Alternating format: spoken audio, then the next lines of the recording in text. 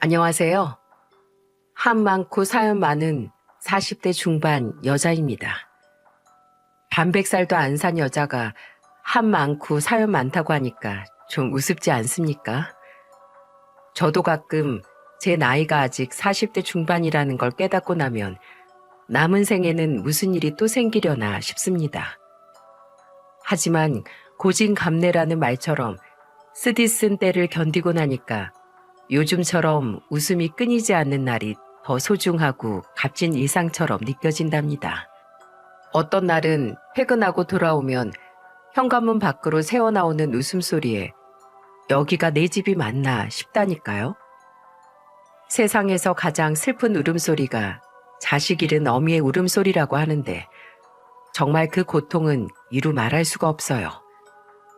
그래서 자식 먼저 떠나보낸 분들 사연 듣다 보면 너무 내 얘기 같아서 같이 울기도 많이 울었습니다.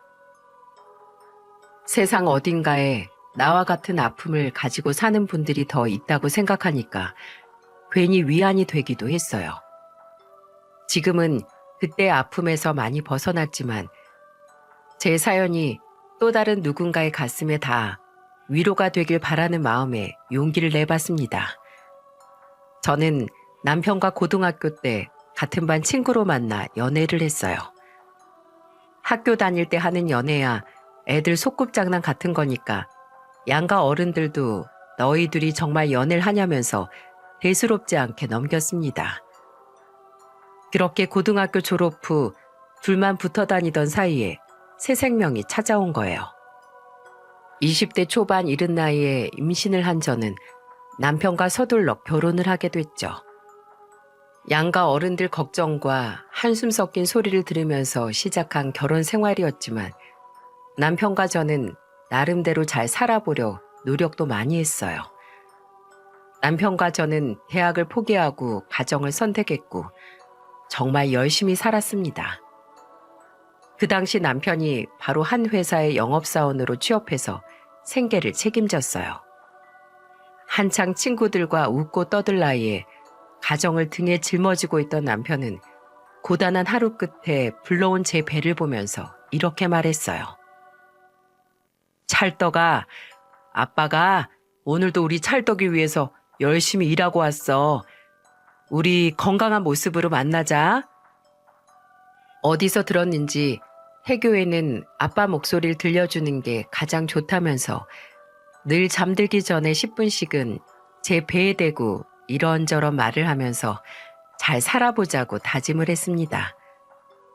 그 모습을 보는데 어찌나 짠했는지 몰라요.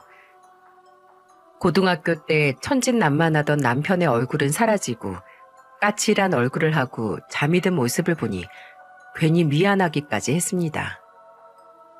그러다 예쁜 첫째 딸 선미가 태어났고 요즘 말로 남편은 딸 바보였어요.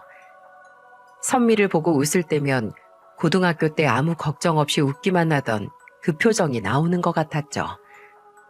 저도 처음 해보는 육아에 정신없고 힘들긴 했지만 빵긋빵긋 잘 웃는 선미를 보면 고단함도 있고 행복하기만 했네요.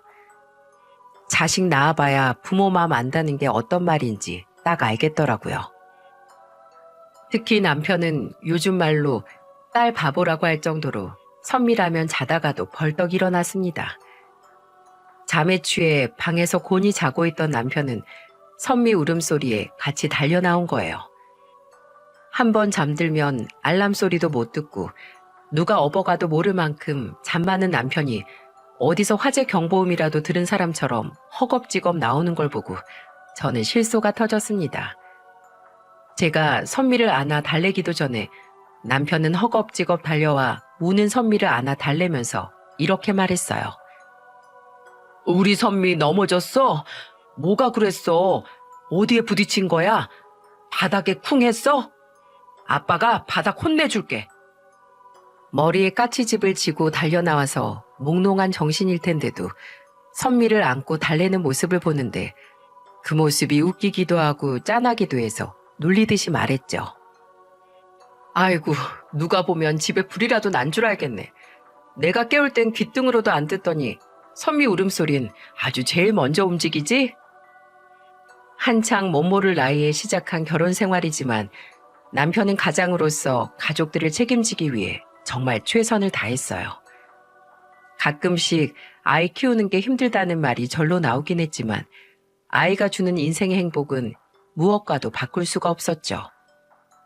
첫째를 낳고 힘든 거 잊을 때쯤 둘째 생각이 난다고 하지 않습니까? 저와 남편은 선미가 돌 지나고 한창 걸음마를 하던 때 둘째를 갖게 됐어요. 둘째는 씩씩한 아들이었는데 남편은 분명 자기를 꼭 닮은 아들일 거라며 신나했습니다. 그렇게 건강한 아들까지 낳고 네 식구가 된 저희는 이제야 완전한 가족이 된 기분이었어요. 지금도 이렇게 사연을 쓰다 보니 그때가 선명하게 떠오릅니다. 돌잡이 때는 실을 잡았고 첫 걸음마를 할 때는 아빠 손을 잡았던 아들이었죠. 그런데 제가 돌잡이 때 준비한 명주실이 약했던 걸까요? 아들은 2살 되던 해에 갑자기 원인 모를 병이 생겼고 그 작은 몸으로 병원 치료를 견뎌내다가 힘이 들었는지 저희 세 식구만 남겨놓고 세상을 떠났습니다. 너무 짧았던 2살 아들의 생이 허무하게 끝나는 순간 모든 게 믿기지 않았어요. 아무리 원인 모를 병이라 해도 병원 다니다 보면 다 나을 거라 믿었습니다. 혹시라도 다시 예전처럼 건강하게 일상을 살지 못하고 평생 치료를 받아야 된다고 하더라도 그저 살게만 해달라고 빌었어요. 그저 아픈 몸이라도 제 곁을 떠나지 않고 있어주기만을 바랬던 겁니다. 하지만 제 기도는 하늘에 닿지 않았고 무심한 하늘은 제 소중한 보물 중 하나였던 2살배기 아들을 데려갔어요. 그때 저는 세상을 원망한 게 아니라 저를 원망하며 울었습니다. 10달 동안 품고 있다가 낳은 아들이 아픈 줄도 모르고 있던 제가 정말 바보 같았거든요. 장례가 끝나고도 저는 한동안 눈물만 흘렸습니다. 잠이 들면 꿈에 떠난 아들이 나타나기도 해서 울면서 일어나기도 했고요. 제가 너무 힘들어하니까 남편은 집안에 남아있는 둘째 흔적을 지우려 물건들을 전부 치워버리려고 했어요. 그걸 보고 저는 남편을 말리면서 화를 내며 말했어요. 지금 뭐 하는 거야? 누구 마음대로 내 아들 물건에 손을 대? 당신 미쳤어? 당신이야말로 정신 차려. 나라고 뭐 속이 편한 줄 알아? 나도 힘들어. 근데 잔인해도 어떡해. 산 사람은 살아야지. 선미 생각도 좀 해야지. 내가 10달 동안 품고 있던 애야. 근데 난 그런 애가 아파하는 줄도 몰랐어. 이런 한심한 사람도 엄마라고 내 품에서 웃던 애를 보냈는데 내가 이제 어떻게 살아. 나 때문에 죽었는데 내가 어떻게 사냐고. 이리 내놔. 난 내 아들 못 보내. 내놔. 그만 좀 해. 제발. 그때 저는 극도로 불안하고 흥분한 상태라 오로지 남편이 버리려고 들고 있던 둘째 물건들만 보였어요. 그래서 하염없이 눈물을 흘리며 남편 손에 있던 짐을 뺏어오려고 실랑이를 했죠. 그 순간 아무것도 안 보이고 안 들리던 저는 어린 선미가 저와 남편을 보고 있다는 것도 몰랐습니다. 그런데 그때 남편 손에 있던 물건을 뺏으려다 놓쳤는데 그게 날아가면서 선미 머리에 맞은 거예요. 깜짝 놀란 남편은 두 손에 있던 걸 그대로 내려놓고 선미를 살폈습니다. 저는 뻥찐 채로 멍하니 선미를 보는데 선미가 울지도 않고 맞은 부위만 가만히 작은 손으로 만지는 거예요. 그때야 저는 정신이 번쩍 돌아왔죠. 우리 부부는 아들을 잃었지만 선미는 자기 먹던 것도 양보하던 동생을 잃었다는 것을요. 울지도 않고 가만히 자기 이마를 짚는 선미를 보는데 그 순간 저 작은 아이는 자기가 울면 제가 더 아파할 거라는 걸 알고 있던 겁니다. 정말 제 아픔만 아는 이기적인 엄마 아닙니까? 그 어린 나이에 동생 잃고 부모 먼저 생각하는 마음을 보여준 선미는 참 속 깊은 딸이었어요. 그날 아파도 울음을 꾹 참는 선미를 끌어안고 저는 한참을 울었습니다. 고사리 같은 손으로 제 등을 어루만져 주던 선미의 손이 아직도 생각나요. 그때 저는 둘째한테 못 준 사랑, 선미한테 모두 쏟겠다며 다짐했고, 그날 후로 저와 남편은 둘째를 가슴에 묻고 살았어요. 하지만 둘째가 갑자기 병을 앓다 세상을 떠나서 그런지 남편은 선미가 작은 기침만 해도 놀란 목소리로 물었어요. 선미야, 너 왜 기침을 해? 어디 아픈 거 아니야? 병원 갈까? 아니야, 물 마시다 목에 걸린 거야. 그랬구나, 선미야. 혹시라도 아프면 바로 아빠한테 말해. 알았지? 남편은 불면 날아갈까, 쥐면 부서질까, 노심초사하며 선미를 키웠죠. 그렇게 안절부절하면서 금지옥엽 키운 선미는 클수록 공부도 잘하는 총명한 아이였습니다. 근데 지금 생각해보면 본인이 좋은 성적을 받아오면 남편과 제가 기뻐하니까 더 공부에 매달렸던 것 같아요. 혹시나 동생이 떠난 게 트라우마였나 싶고 괜한 걱정이 드는 거예요. 게다가 남의 집은 사춘기 온 자식들 때문에 걱정도 많던데 저희 딸은 사춘기가 왔는지도 모르게 지나갔습니다. 참 마음이 아팠던 게 선미가 자기 나이답지 않게 너무 의젓한 것도 저는 엄마로서 미안한 마음이 클 수밖에 없었죠. 애를 애답게 크지 못하게 만든 게 제 탓인 것만 같았죠. 그런 선미를 보면서 저희 부부가 해줄 수 있는 건 하겠다는 공부 마음 편히 할 수 있게 해주는 일뿐이었어요. 특히 남편은 수험생한테 좋다는 약까지 지어다 주기까지 했어요. 남편 정성 덕분인지 선미는 의대에 입학할 수 있었죠. 그때 남편은 선미가 의대에 합격하자 동네방네 자랑을 하고 다녔습니다. 오죽하면 선미가 그런 남편을 보면서 이렇게 말했어요. 아빠, 누가 보면 의대는 내가 아니라 아빠가 들어가는 줄 알겠어. 잘 키운 딸 하나, 10아들 안 부럽다는 말 있지 않나요? 존재만으로도 저희 부부를 기쁘게 해주던 선미는 집안의 자랑이 됐어요. 남편은 드디어 고3 탈출한 선미를 거실로 불러 종이에 적은 메모를 보여주며 자랑스럽게 말했어요. 선미야, 아빠랑 주말마다 여행 가자.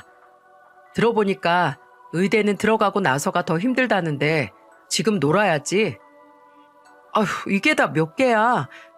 아빠, 이거 다 가려면 한 달 내내 여행만 다녀야 될 정도야. 지금 안 놀면 언제 놀아? 너 이제 학교도 점심시간이면 끝난다면서. 아빠가 휴가 낼 테니까 엄마랑 셋이 신나게 놀자. 스트레스도 풀고 새 식구 추억도 만들어야지. 어째 난 핑계고 아빠가 놀고 싶어서 그런 것 같은데? 에이, 아니야. 다 우리 선미를 위한 거지. 선미 너 해산물 좋아하잖아. 바닷가로 놀러 가서 싱싱한 해산물 한번 먹어보자. 남편은 선미의 마지막 10대에 좋은 추억을 남겨주고 싶어 했어요. 저는 회사를 다닐 때라 못 갔지만 남편은 휴가까지 내고 선미랑 둘이 낚시도 하고 여행도 다니면서 즐거운 추억 많이 만들었습니다.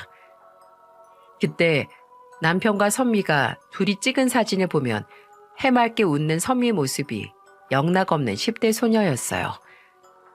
이렇게 해맑게 웃을 줄 아는 선미를 보니까 그동안 짐을 지고 살게 한 것 같아 미안했죠.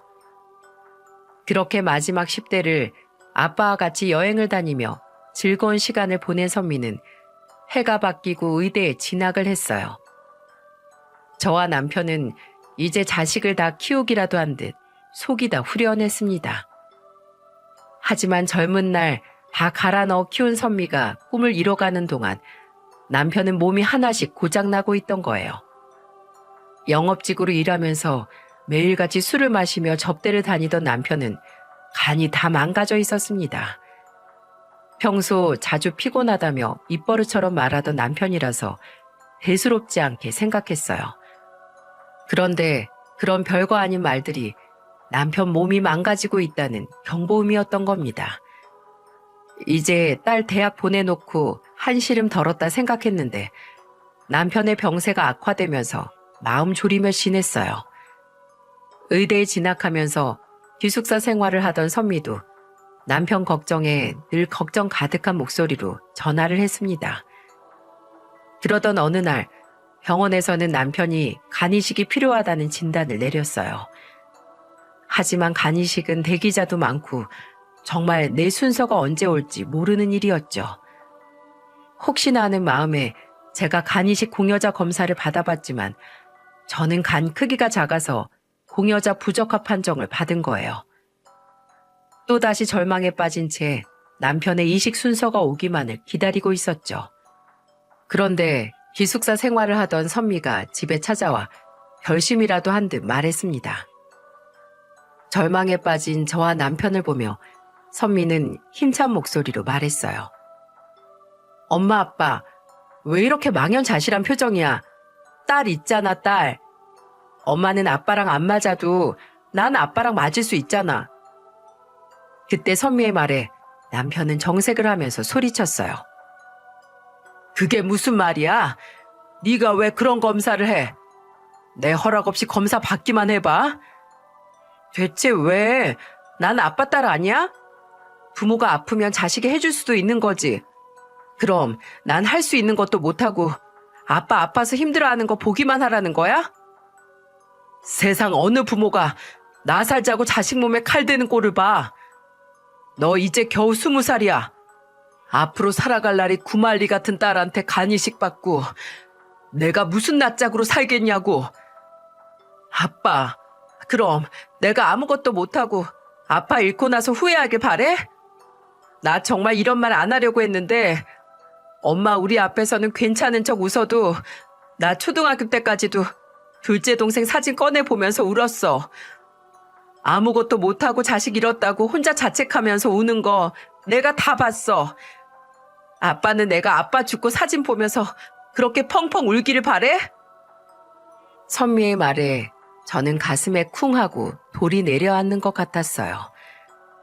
저는 남몰래 울었다고 생각했는데 선미는 제 근처에서 우는 저를 보면서 소가리를 했던 거예요. 몰래 우는 엄마한테 와서 어루만져 주지도 못하고 뒤돌아서는 어린아이의 마음이 어땠겠습니까? 그리고 그 모습을 보면서 엄마를 기쁘게 하겠다고 연필을 잡았을 선미를 생각하니 가슴이 찢어지는 것 같았어요.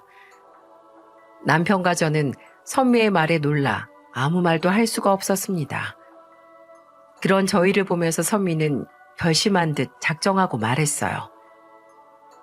이제 와서 나한테 미안하라고 하는 말도 아니고 죄책감 가지라는 말도 아니야. 그냥 하나뿐인 딸이 아빠 위해서 간이식 하겠다는 거 말리지 말아달라고 부탁하는 거야. 동생 갑자기 떠났을 때 우리 가족이 얼마나 힘들었는지 내가 다 아는데 내가 어떻게 가만히 있어. 그러니까 아빠, 나 그냥 공여자 검사 받게 해줘. 어차피 안 맞을 수도 있는 거야. 그리고 맞으면 난 아빠한테 내 간 떼줄 거야. 선미야, 제발. 내가 너한테 간을 받고 어떻게 숨쉬며 살아. 나한테 삶을 준 게 엄마 아빠야.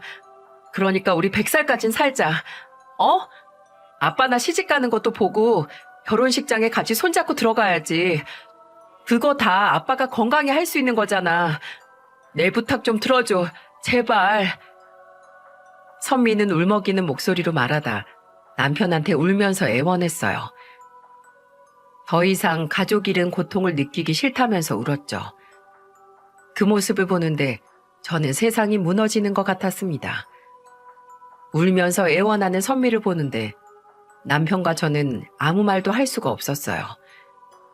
그 옛날 힘들어도 슬퍼도 우는 소리 한 번 내지 않던 선미가 이제야 저희 앞에서 펑펑 우는데 참 죄 많은 부모였구나 싶었습니다. 결국 선미는 간이식 공여자 검사를 받았고 검사 결과 선미는 적합 판정을 받았습니다. 그 소식을 듣는데 저는 기뻐해야 될지 말아야 될지 정말 만감이 교차하더라고요. 차라리 부적합 판정을 받기를 바라기도 했어요. 여러분들이라면 이 상황이 어떠셨겠습니까? 아무리 간이식이 필요하다 해도 자식한테 간이식 받겠다고 결정하는 건 쉬운 일이 아니었거든요. 물론 아빠한테 선뜻 간이식 하겠다고 결심한 선미도 쉬운 일은 아니었겠죠. 그때 수많은 걱정에 고뇌에 빠진 남편을 보면서 선미가 손을 잡으며 이렇게 말했어요. 아빠, 나 이렇게 세상에 나와서 의사라는 꿈도 꾸고 맛있는 것도 먹고 여행도 다니면서 살 수 있는 거 다 엄마 아빠 덕분이잖아. 이 삶이 나한테는 아빠 덕분에 생긴 기회인데 아빠가 없으면 무슨 의미가 있어. 그러니까 이번에는 내가 아빠한테 또 다른 기회를 주는 거라고 생각하고 그냥 마음 편히 먹고 건강해지는 데만 집중하자. 어? 스트레스 받으면 아빠 몸 더 상해. 아빠가 미안해. 남편과 선미는 서로를 꼭 끌어안고 울었습니다. 그렇게 결국 남편의 간이식 수술 날짜가 잡혔고 딸과 남편은 같이 수술실로 들어갈 준비를 하고 있었어요. 제가 울면 굳게 마음먹은 두 사람 다시 힘들어질까봐 눈물도 꾹 참으려고 했고요. 하지만 수술 전 두 사람이 나눈 대화에 저는 또 한 번 무너졌습니다. 선미는 자기 얼굴도 쳐다보지 못하고 천장만 보고 있던 남편을 바라보면서 침착한 목소리로 말했습니다. 아빠, 내가 처음으로 의사 되고 싶다고 아빠한테 말했을 때 내가 했던 말 기억나? 그때 내가 사람 살리는 의사가 되고 싶다고 했잖아. 어쩌면 아빠는 내가 처음으로 살리는 환자인 건 아닐까? 아빠 건강해지면 나 수능 끝나고 여행 갔던 것처럼 또 여행 가자. 알았지? 그래. 우리 딸 가고 싶은 곳으로 다 가자. 아빠가 세상 끝까지 가고 싶다는 곳 다 데려가 줄게. 에휴, 우리 아빠 울보 다 됐네. 두 사람의 대화에 저는 한마디도 거들지 못하고 숨죽여 울었어요. 그리고 수술이 시작되고 두 사람 다 제발 무사히 나오기를 하늘에 대고 빌었습니다. 정말 신이 있다면 이번 생에 더 이상 가족을 데려가지 말라며 빌고 또 빌었어요. 아마 가족 간의 이식 경험이 있는 분들은 제 심정 충분히 아실 거라고 생각합니다. 얼마나 긴장이 되는지 1분이 1시간 같았고 제 심장 박동 소리는 뒷전에서 계속해서 들리는 것 같았어요. 그러다 수술이 끝났고 초조한 마음으로 기다리던 저는 수술실에서 나오는 의사를 보며 물었습니다. 선생님, 어떻게 됐나요? 수술은 잘 됐나요? 두 사람 다 괜찮은 거 맞아요? 네, 잘 됐습니다. 걱정 마세요. 조금 있으면 회복실로 옮길 거예요. 조금만 기다려주세요. 아이고, 감사합니다. 선생님, 정말 감사드려요. 수술이 잘 끝났다는 말에 저는 감사하다는 말이 절로 나왔고 마음 같아서는 큰 절이라도 하고 싶었어요.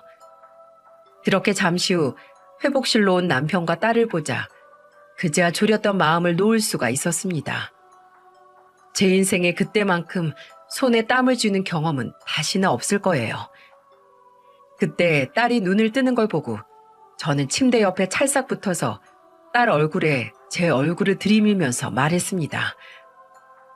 선미야, 괜찮아? 엄마 알아보겠어? 엄마, 나 여기가 좀 아픈 것 같은데. 어디가 아픈데? 엄마가 의사 선생님 좀 불러올까? 아니, 엄마 거기 2시 방향으로 날개죽지 있는 거기 좀 시원하게 긁어주세요. 뭐야, 너 지금 엄마 놀리는 거야? 깜짝 놀랬잖아. 이제 보니까 입만 살았네, 입만 살았어. 에이, 나 이만큼 괜찮다고 보여주려고 그랬지. 근데 아빠는 어때? 괜찮아? 아빠도 곧 깨어나실 거래. 수술 결과가 아주 좋대. 고맙다, 선미야. 그렇게 씩씩하고 의젓한 딸은 다시 한번 저를 위로해줬습니다. 뒤이어 남편이 깨어났고 일어나자마자 잠긴 목소리로 저한테 이렇게 물었어요. 선미, 여보, 선미 괜찮아? 그럼 누구 딸인데 멀쩡하게 누워있어. 지금 효자손으로 등 긁으면서 앉아있어. 남편은 그제야 안도의 한숨을 내쉬었습니다. 그리고 어느 정도 회복 후 두 사람이 재회하는 순간 세 식구가 부둥켜 안고 울었어요. 그동안 저는 자식한테 슬픔을 내보이면 안 된다고 생각했죠. 하지만 선미가 저에게 큰 깨달음을 준 거예요. 부모 자식 간에도 슬픔과 아픔을 나누면 반이 된다는 사실을 알려준 선미에게 정말 고마웠습니다. 그렇게 큰 고비를 세 식구 똘똘 뭉쳐 이겨낸 저희 식구 앞에는 이제 못 이겨낼 난관이 없다고 생각했어요. 정말 죽을 고비를 온 가족이 같이 넘기고 나니까 세상에 무서울 게 없다고 생각했습니다. 두 사람은 요양 기간을 끝내고 다시 건강한 모습으로 일상을 되찾을 수 있었어요. 힘들게 되찾은 저희 가족 일상에 더 이상 슬픔은 없을 거라고 생각했어요. 하지만 인생사 세옹지마라고들 하죠. 정말 다시는 힘든 일 없겠지 했던 순간에 인생은 제 뒤통수를 다시 한번 세게 내리쳤어요. 그것도 가장 믿고 의지했던 선미가 간이식이 끝나고 6개월 뒤에 믿기 힘든 소식을 털어놓은 겁니다. 그리고 선미가 털어놓은 사실 때문에 남편과 선미는 원수지간이 됐어요. 동네에서 딸밖에 모른다고 소문이 난 남편이 왜 돌변했는 줄 아시나요? 모범생처럼 공부만 하던 딸이 임신했다는 말을 털어놓는데 저는 제가 잘못 들은 줄 알았네요. 누구보다 선미를 아끼고 끔찍하게 생각하던 남편은 큰 충격을 받은 것 같았어요. 그리고 대역죄인처럼 고개를 푹 숙이고 있는 선미를 보면서 버럭 화를 냈습니다. 뭐야? 임신? 너 지금 나이가 몇인데 임신을 했다는 거야? 죄송해요. 근데 저 수없이 고민해봤는데 이 아이 포기할 수가 없어요. 그래서 지금 기어코 그 애를 낳겠다는 거야? 대체 어떤 놈이야? 어떤 놈이 널 이렇게 만든 거야? 같은 학교 놈이야? 아니에요. 소개로 만났어요. 아빠, 저 좀 믿어주세요. 그 사람 정말 괜찮은 사람이에요. 내 눈에 흙이 들어가도 너 그 아이 못 낳아. 네가 포기해. 세상 어느 부모가 힘든 길로 가는 자식을 볼 수 있겠습니까? 저와 남편은 정말 사랑으로 결혼했고 그때 그 시절에는 그게 당연한 줄만 알았어요. 노력만 하면 살 수 있던 그때와 지금은 상황이 다른데 불나방처럼 불구덩이로 뛰어들려는 선미를 어떻게 해서든 말리고 싶었던 겁니다. 남편은 악을 쓰며 말했어요. 내 눈에 그놈 자식 뛰기만 해. 내가 다리 몽둥이를 분질러 놓을 테니까. 남편은 눈물을 흘리면서 애원하는 선미를 냉정하게 쫓아냈어요. 딸은 엄마 팔자 쫓아간다더니 선미가 제 팔자를 닮아가는 건가 겁이 났습니다. 선미를 책임진 대가로 제가 겪어야 했던 수많은 시간들이 스쳐갔고 그걸 고스란히 선미가 겪을 생각을 하니까 머리가 다 아팠어요. 왜 닮을 게 없어서 박복한 제 팔자를 따라가는지 이해할 수가 없었죠. 그리고 선미는 그날 이후 정말로 남자친구와 같이 집에 찾아왔어요. 그때 남편은 선미 옆에 서 있는 남자를 보고는 그 자리에 굳어버렸습니다. 현관에 서서 신발도 벗지 못하고 굳어있던 남자는 남편을 보며 말했어요. 안녕하세요, 아버님. 저 선미 남자친구입니다. 일찍 찾아뵙고 인사를 드렸어야 했는데 이제야 와서 죄송합니다. 비록 제가 지금은 보잘것 없겠지만 앞으로 꼭 좋은 모습만 보여드리겠습니다. 제 미래를 봐주세요. 선미의 남자친구의 말이 끝나자 남편은 버럭 호통을 치며 말했습니다. 무슨 낯짝으로 감히 내 집을 찾아와? 네가 지금 아낄 창창한 내 딸 인생 망쳐놓고 미래를 봐줘? 이런 후레자식 같으니라고. 너 지금 나한테 좋은 모습 보여준다고 했어? 그럼 지금 당장 선미 놔주겠다고 말해.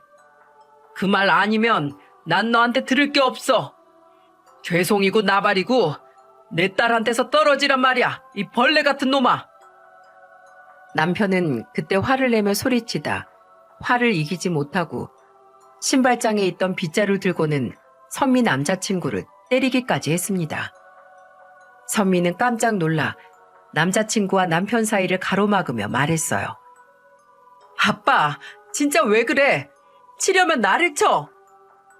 선미, 네가 나한테 어떻게 이럴 수가 있어? 꼴 보기 싫으니까 당장 나가.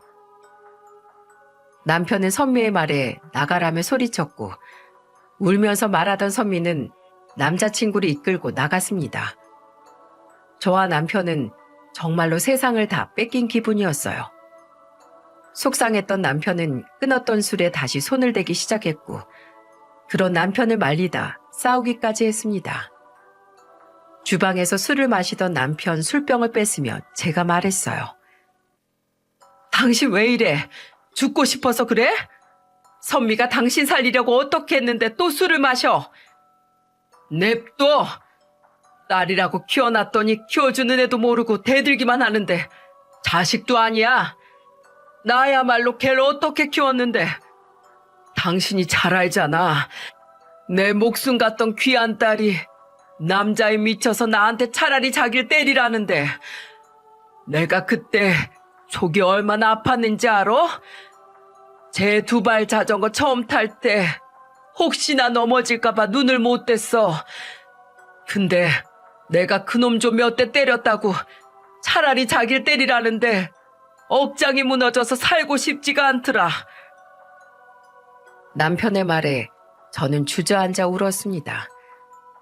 이제는 행복할 거라 생각했는데 왜 이렇게 제 행복은 모래사장에 지어둔 모래성처럼 쉽게 부서지는 걸까요? 둘째 아들이 죽었을 때도 남편이 갑자기 간이식을 받았을 때도 이 슬픔만 넘기면 희망이 있을 거라고 믿었습니다. 하지만 그때는 정말 조금의 희망도 안 보였어요. 그 후로도 선미 남자친구는 혼자서 저희 집에 찾아왔다가 남편한테 뺨까지 맞았습니다. 남편은 선미 남자친구가 찾아오면 쌍욕부터 손찌검까지 있는 대로 화를 냈어요. 그러다 결국 남편이 던진 휴지꽉에 맞은 선미 남자친구는 얼굴에 상처까지 났습니다. 그랬더니 그 다음 날에 한동안 안 오던 선미가 찾아왔어요. 그리고 남편을 보면서 결심한 듯 말했습니다. 아빠, 저 마지막으로 정중히 말씀드릴게요.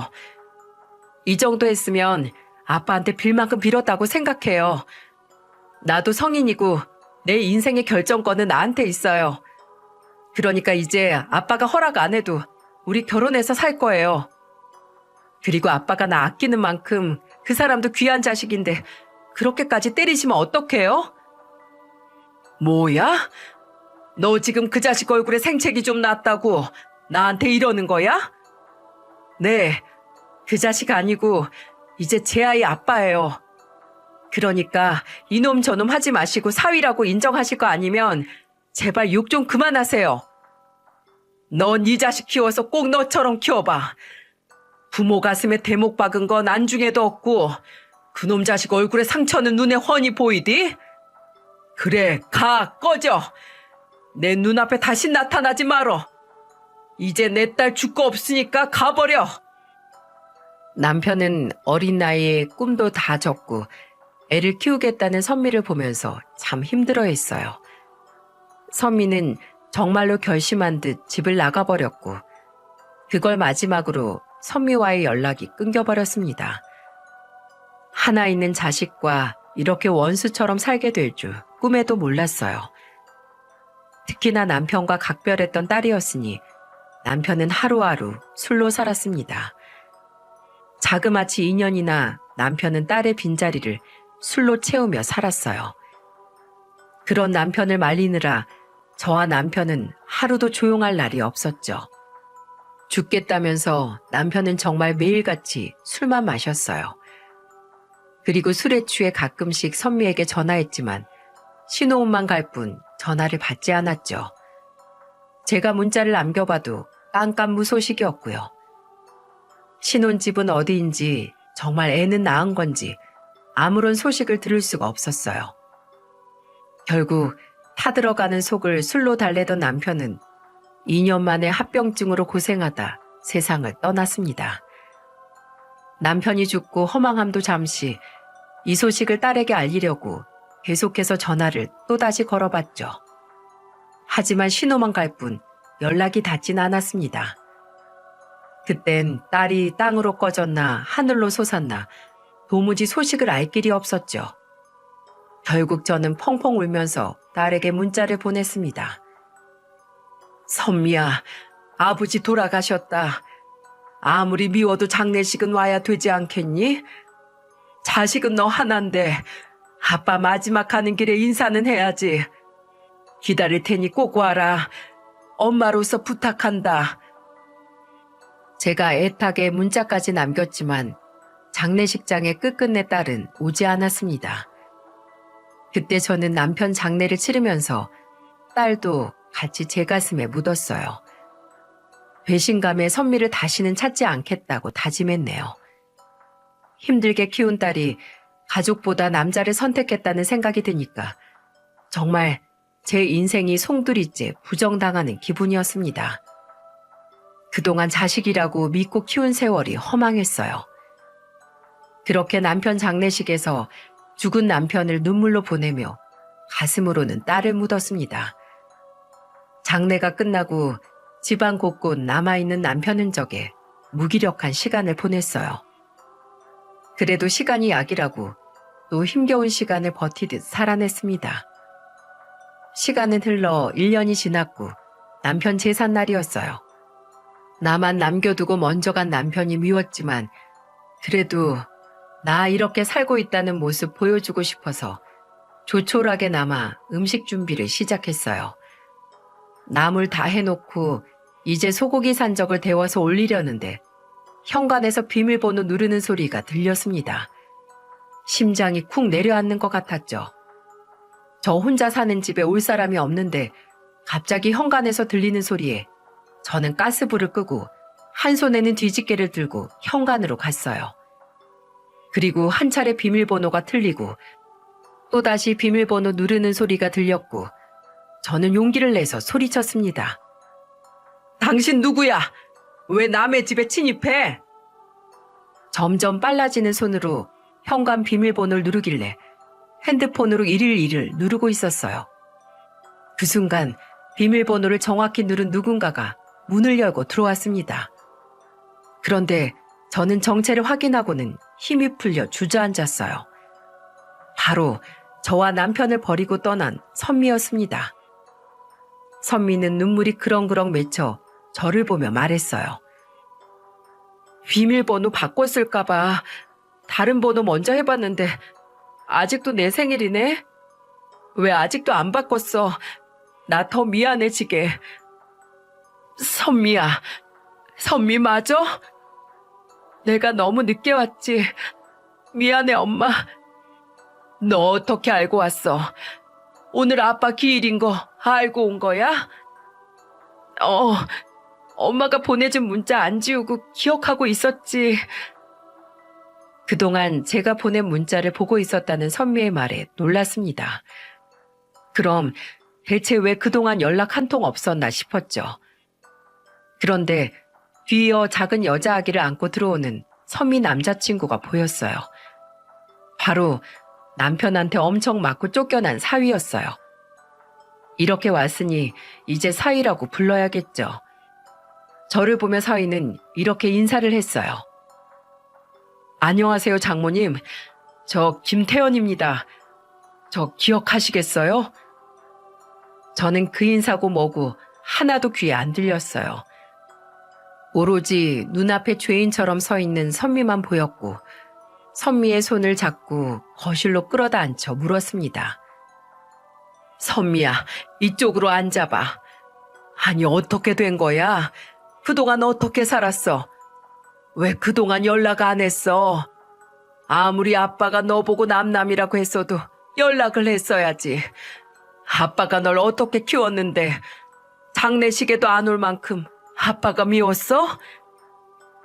제 말에 선미는 고개를 숙이고는 울었어요. 그리고는 울먹이는 목소리로 이렇게 말했어요. 갔었어. 근데 차마 들어갈 수가 없더라고. 나 때문에 아빠가 그렇게 된 것 같아서 발이 안 떨어졌어. 그래도 이 엄마를 찾아왔어야지. 엄마가 널 얼마나 기다렸는데. 제가 딸을 원망하는 목소리로 목 놓아 울자 옆에 있던 사위가 저를 보며 말했어요. 장모님, 제가 선미 데리고 장인어른 장례식장에 갔었어요. 제가 들어가자고 했는데 선미가 죄송해서 못 가겠다고 했어요. 불효자식인데 어떻게 아빠를 보냐고 한참을 망설이다 못 갔습니다. 제 탓이에요. 다 제가 못나서 벌어진 일이에요. 저를 원망하세요. 선미는 남편 장례식장에서 스스로를 자책하느라 먼 발치에서 보기만 한 거예요. 그런 것도 모르고 딸을 원망하던 지난 1년이란 시간이 주마등처럼 스쳤습니다. 저는 선미를 끌어안고 울면서 말했습니다. 엄마가 선미 마음 몰라줘서 미안해. 내가 미안해. 그땐 몰랐는데 이제 아빠 말 다 알 것 같아. 미안해, 엄마. 아니야. 이렇게 왔으면 됐어. 괜찮어. 이제 난 너밖에 없어. 저는 조촐하게 혼자 지내려던 남편 제사를 사위와 딸, 그리고 손녀딸까지 같이 지내게 됐어요. 선미는 남편 사진을 보며 울먹이면서 말했습니다. 아빠, 죄송해요. 제가 너무 못났어요. 그래도 저 잘 살고 있으니까 꼭 지켜봐 주세요. 저 곧 있으면 복학해요. 훌륭한 의사 된 모습도 꼭 보여드릴게요. 눈물바다가 된 남편 제삿날, 저는 그동안 못 전한 근황을 선미에게 하나씩 물었습니다. 알고 보니 선미는 집을 나간 뒤 혼인신고만 하고 사위와 함께 아이를 낳고 살고 있었어요. 불행 중 다행인 게 사돈 부부가 선미를 정말 친자식처럼 챙겨줬던 겁니다. 신혼집도 마련해줘서 새 식구 살기 딱 좋다면서 말했죠. 저는 그래서 선미를 보며 차분하게 물었어요. 요즘은 어때? 뭐하고 지내고 있어? 나 곧 복학해, 엄마. 지금까지 미뤘던 공부해야지. 시댁에서 애기는 봐주기로 했어. 나 하고 싶은 공부하라고 아무 걱정 말라셔. 저는 다행이라면서 선미 손을 꼭 잡았습니다. 혹시나 돈 필요하면 저한테 말하라고 했더니 옆에 있던 사위가 말했어요. 장모님, 선미 학비는 저희 부모님이 전부 도와주기로 하셨어요. 그러니까 이제 아무 걱정 마세요. 그동안 못난 사위 때문에 마음고생 많으셨죠? 앞으로는 옆에서 노력할게요. 그러니까 저 좀 받아주시면 안 될까요?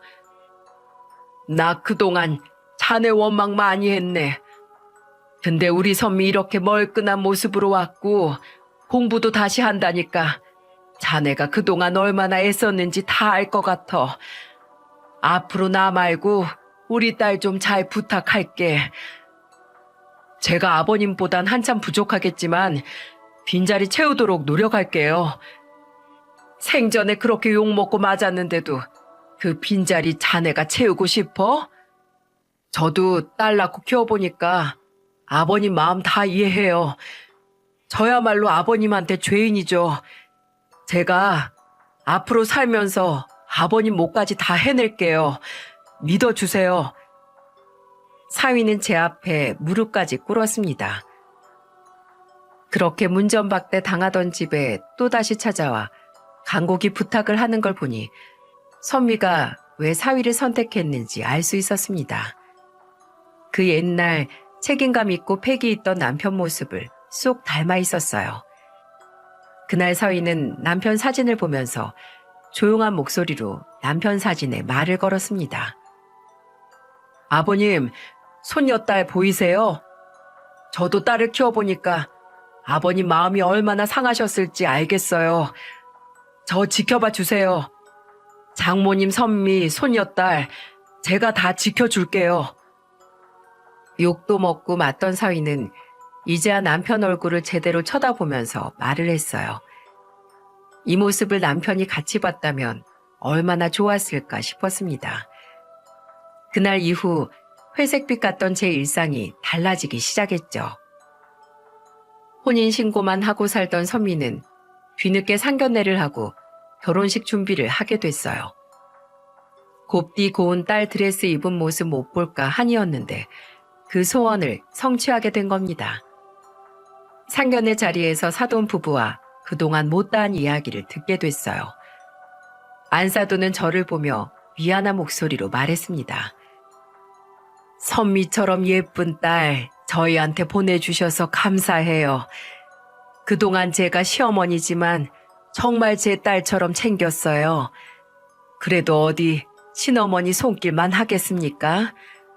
앞으로는 선미랑 같이 여행도 다니시고 저희하고도 잘 지내봐요. 사돈 부부는 성품이 정말 좋은 분들이셨어요. 그때 선미 결혼식도 전부 사돈 댁에서 해줬고 선미는 드디어 꿈만 같은 결혼식을 하게 됐죠. 사돈 부부는 선미가 결혼식도 올리지도 못한 게 마음에 걸려 직접 선미한테 결혼식을 올리자고 말했던 겁니다. 비록 남편은 없지만 선미는 많은 사람들 축복 속에 결혼을 하게 됐어요. 선미는 사위와 같이 신부 입장을 했고 양가 어른들께 인사하는 순간 선미와 눈이 마주친 저는 눈물을 쏟았습니다.